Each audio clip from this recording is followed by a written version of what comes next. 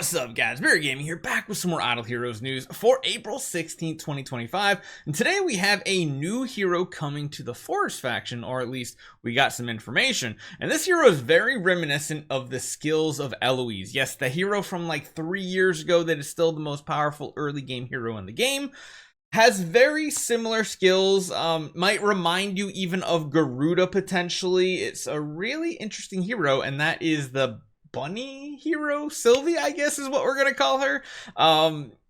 Let's jump into her skills and take a look at what this hero is all about. I imagine this is a warrior. She's got a spear, she's got a shield, she's got a lot of counterattacking and healing, a lot like Eloise. Now, I don't know if she's gonna be as good as Eloise, better than Eloise. We'll have to see this week. Hopefully you guys enjoy this one. Let's jump right into it, see what she's all about.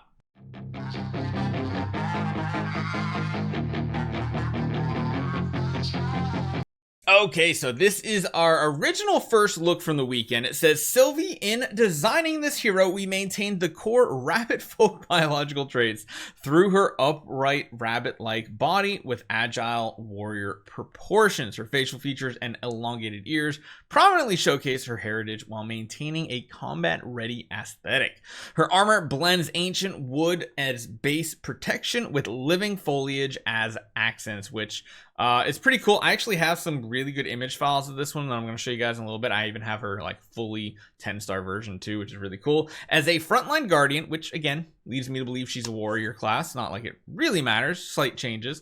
Sylvie wields a classic shield and spear combination. Man, I wish we could do that in so many games, but they just leave that type of combo out. I love shield and spear combat. It looks so cool. The floral weapon motifs deepen her connection to woodland forces, blending a rabbit's agility and a warrior's ferocity. This harmony of natural elegance and combat prowess creates a protector embodying both sylvan beauty and battlefield authority.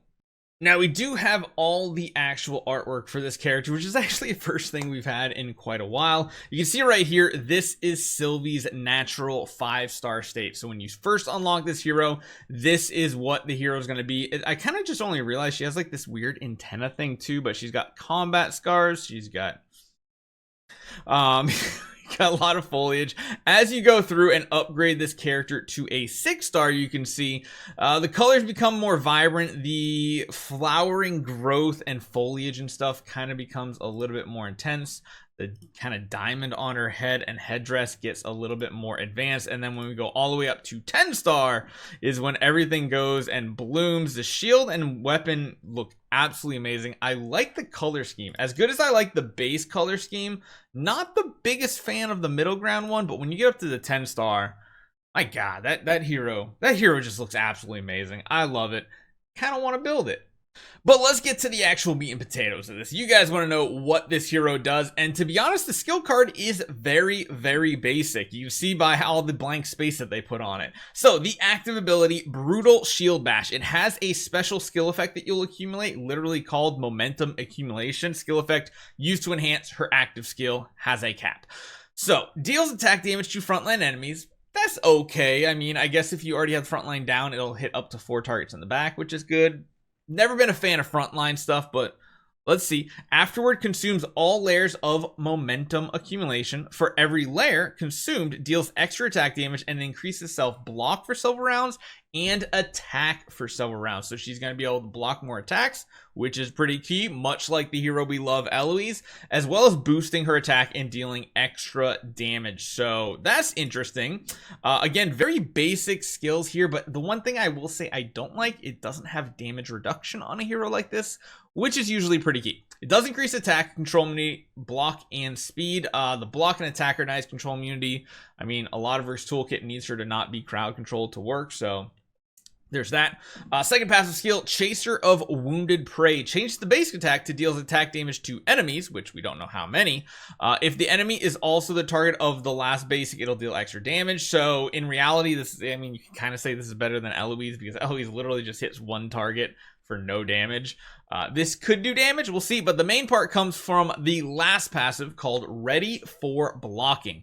When self-blocks successfully, gains several layers of momentum accumulation. Afterward, counterattacks frontline enemies. So it's not random 3 targets like Eloise does. It's just going to be frontline. If the frontline's dead, it will therefore hit backline, dealing attack damage and restoring self HP equal to a certain percentage of damage dealt. So when self blocks, you gain several layers of that, which is good. So if she's the only target and she's blocking everything, maybe something like a block attack stone, much like Eloise, is going to be good. That's going to get her up to a momentum accumulation every single active, pretty much capped out. Afterward, you are then going to counter attack the frontline enemies, dealing attack damage and restoring self HP equal to a certain percentage of the damage dealt. So the one big difference between this hero is Eloise leaves that like dot, which is pretty big, whereas this is just maybe a harder hitting ability. We'll have to see. I mean, I think I've been pretty open and honest about how I feel about the new heroes that are not Transcendence heroes in the game. They're just not powerful enough. Why are heroes like Garuda, like Eloise from 3-4 years ago, still more powerful than the newest heroes that are actually coming out? Which seems like really bait for new players, because new players, whenever they join the game, they expect power creep in the newest hero to be good. I don't know if this hero is going to be good, but if any hero has had a toolkit similar enough to Eloise, it's definitely going to be Sylvie. We really need to see what the damage numbers look like, because Eloise does decent damage. She, of course, leaves that scarred soul and everything. Deals attack damage frontline enemies. Again, don't like that. Afterward, consumes all layers. For each layer it consumed, deals extra attack damage, increases block for several rounds. The question is, when you have these layers consumed with the brutal shield bash ability having the momentum accumulation skill stacks, does that just hit the front line again, or does it also hit everything? Is it random? What does it hit? That's kind of one thing we really need to see.